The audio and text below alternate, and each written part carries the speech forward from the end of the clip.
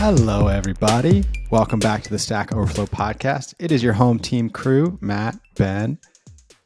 Hello, everybody. Welcome back to the Stack Overflow podcast. It is your home team crew, myself, Ben Popper, along with my wonderful collaborators, Cassidy Williams and Ciara Ford. How y'all doing? Good. How are you? Hello. Good. Nice to see y'all. Right before we came on, I was doing a bit of mumbling, and I think it's in the air. We all read this great story this week.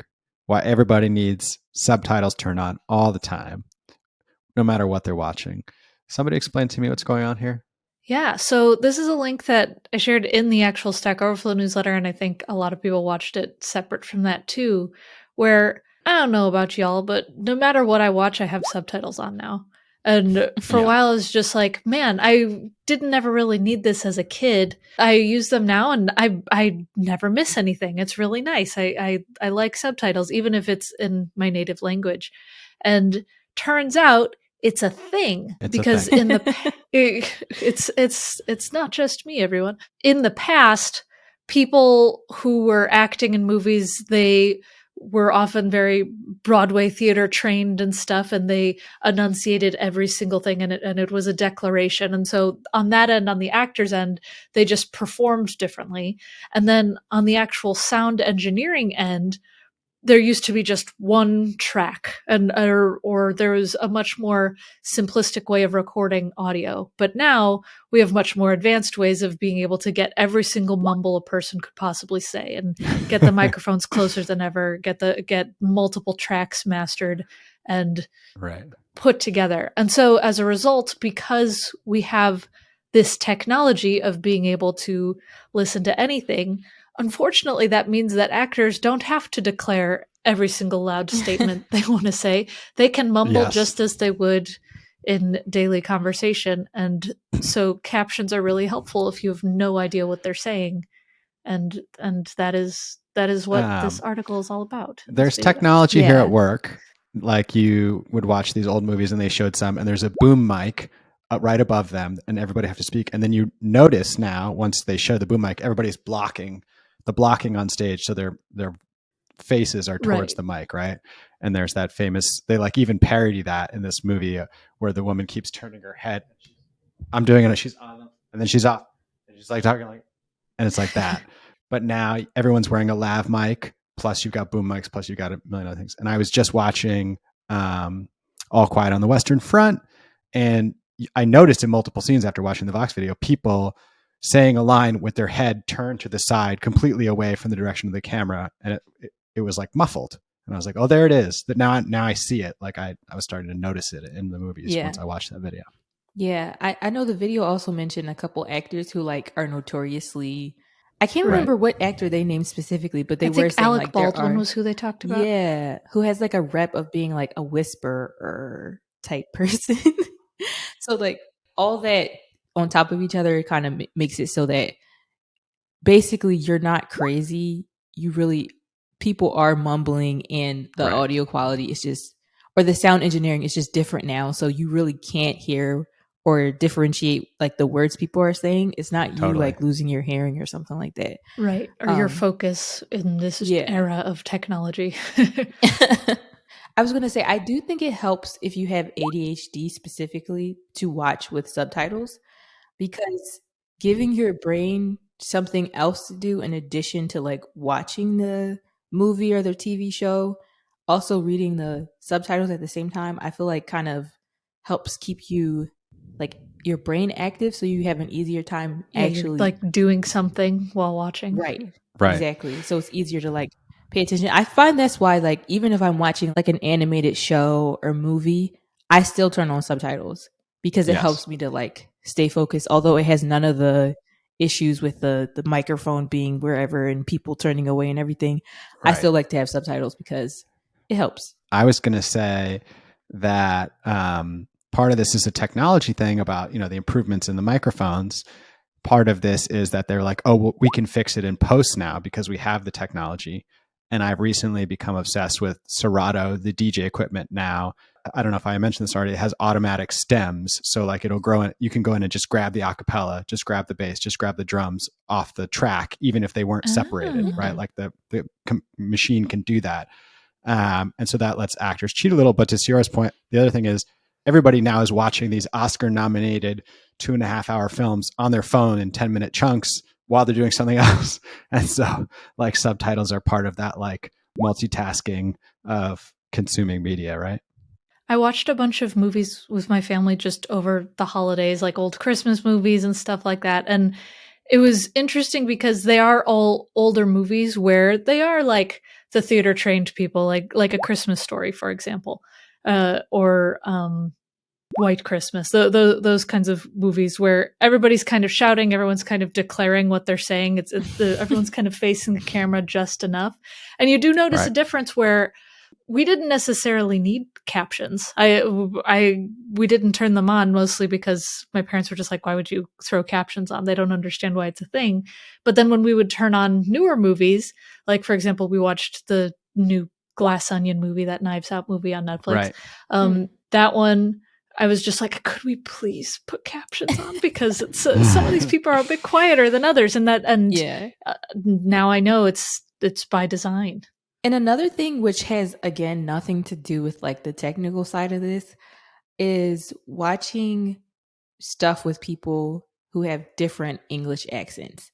Yeah. So like if I'm watching a British TV show, especially depending on like where in England it's like based, I absolutely 1000% have to You have just need 'em. subtitles. Like, because I won't understand what's going on otherwise. So like that's another huge part of it now is that I don't know what it was like 50 years ago, but I feel like especially now we have so much more access to media outside of the United States. Like I've watched British TV, like so many British mysteries and TV shows and things where it's based out of Manchester or Birmingham, stuff like that, where they have like these like super British accents that for me are hard to understand. And I'm like, maybe that wasn't so much of a thing like 60 years ago or whatever. That's very You know true. what I Like mean? the internationalization of it. Because Right. that's like I very similarly, I watched Dairy Girls, which is an Irish show.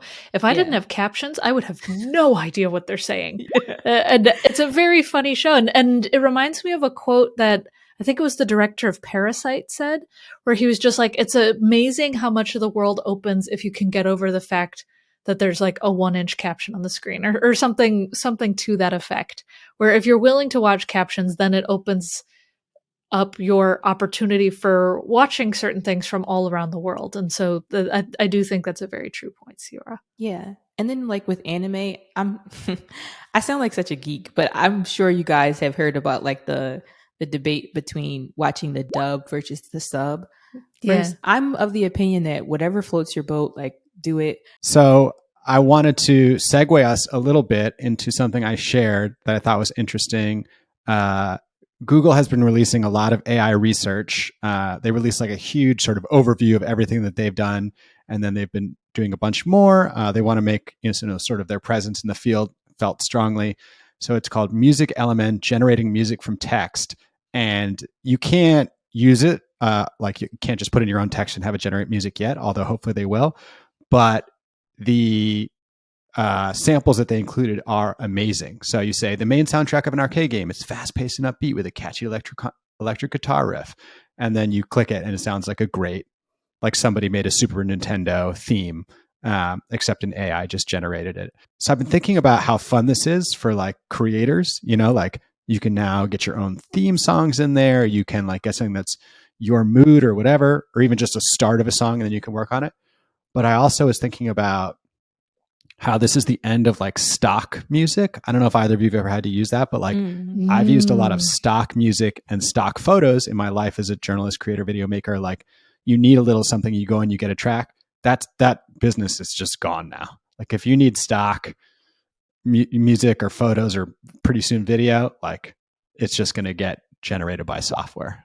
I'm very curious about what the future of this will be because I also use I use services for music for like the background of my live stream and for different videos and stuff.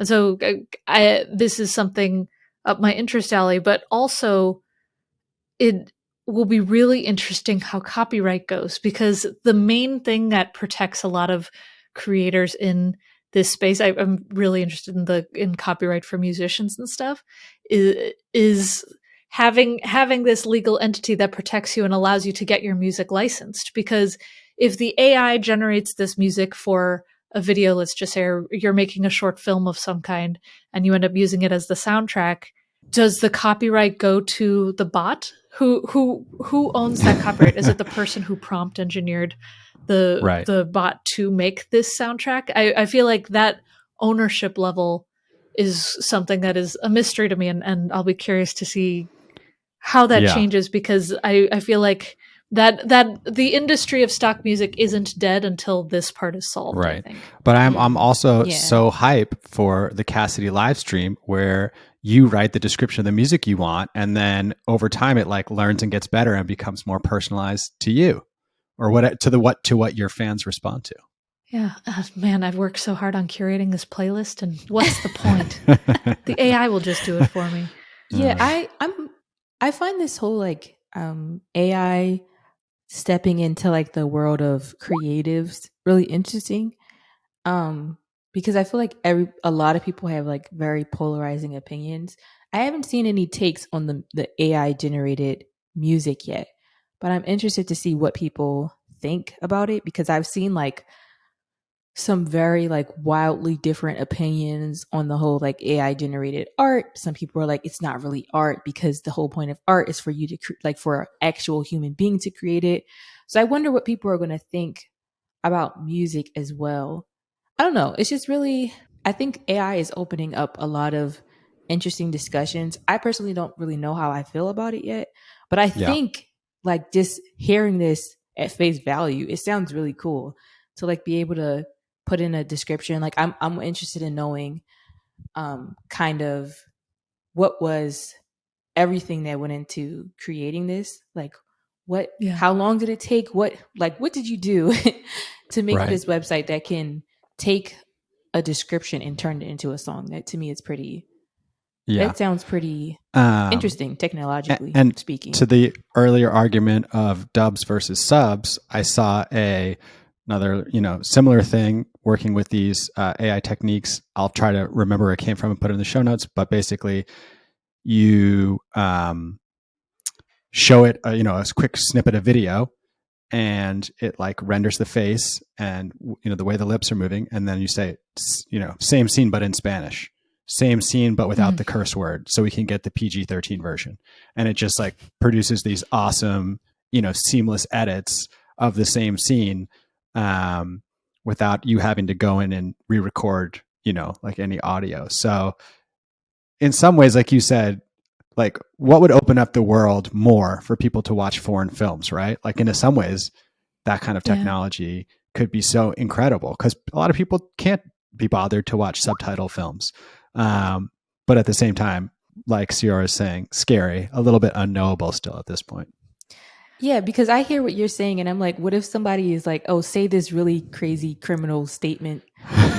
Yeah, that's right, what's the scary. side of it, The insidious stuff. Yeah, exactly. So that's why I'm like, I think I said this in a previous episode, like a couple weeks ago. Like, this is one of the times where I'm like, we really need to have some sort of formal regulations for these things, because there's just too much potential for like just absolute craziness. Because I have seen some like deep fakes that are like incredible, like how accurate they look, but at the same time that's super scary. Like if I don't think there's enough footage, well, I hope not, I don't think there's enough footage of me online to create like a realistic deep fake. But if I was like a celebrity and I saw like a deep fake of me saying like the I have a dream speech or something like that I've never said before, I would be like, this is cool but terrifying at the same time, because there's just too much potential for like, it would be easier to deepfake. Yeah. My head stays the same. You're always changing your hairstyle, so it's going to be way harder for you than it is for me. I'm just the same bald egg with a beard every time, but you're always coming up with very creative. Right now, we're at a good point where, first of all, there's like a lot of uncanny valley stuff where multiple tech people I've seen who've been experimenting with it have said, I did a live stream where I did there's this one AI thing that makes it so your eyes are always looking at the camera no matter where your head is. And everyone in the audience was like, this is really freaky. Could you stop it? Could you turn it off? And so like we're still in that uncanny valley part. But then what's also interesting is I've been reading some papers recently and some announcements about how people are trying to figure out how do we watermark, quote unquote, audio and watermark art and text in a way where people can tell that it's been AI generated in some way for these purposes to avoid the insidious natures that could come out of it. But yeah, it's a blessing and a curse when anyone can do this. I don't know how internet regulations work as far as the law is concerned, but if there was some rule decided by some entity that like you have to denote that it's generated by AI before you publish it to the world, that would to me be like, okay, that's more reassuring than just like, here's this deep fake, but I'm not telling you it's a deep fake, and everybody's going crazy because they're like, oh my gosh, look at Beyonce saying this thing, like this is so crazy. And it's not real. Like, yeah. I don't know how this will work either, because the laws are made all the time, but the internet was not designed with these kinds of regulations in mind. It was designed to be fully open, for better or for worse. And so like laws like GDPR, for example, have been made, and it works really well for people who follow the rules. But not everybody does. And people will figure out their loopholes around the rules and stuff. And so there's going to be, I think, a lot of interesting changes and ideas coming out of it over time. Yeah. Yeah, agreed. So we'll see how this evolves. And we'll do a 5 years from now where we're like, oh my gosh, they actually created a law because they listened to the Stack Overflow podcast. Wow. Yeah. It was us. We did it. We got some big apps to change their UI already based on Ciara's input. So getting new laws written probably isn't that far off. Check out the link I just sent y'all. I'll be putting that in the show notes. It's from Flawless AI. They show the dialogue replacement and the taking it from an R-rated movie to a PG-13, and it's pretty incredible. Yeah. So they do like a performance track, a 3D model, and then they just like take it out. Also, there's one where they make her not speak, and that one's really creepy. Fascinating. Yeah, it's pretty cool stuff. I don't know if you guys have ever seen this is something that like when I say the term stan Twitter, do you guys know what that means? Yes. First of all, okay. Good. I know what it means, but you should probably explain it to the audience. Okay, so stan Twitter is basically the side of Twitter where people who stan or are big fans of different like musicians or actors like hang out, and they talk about whoever their favorite celebrity is and all that kind of stuff. So that's what stan Twitter is in a nutshell.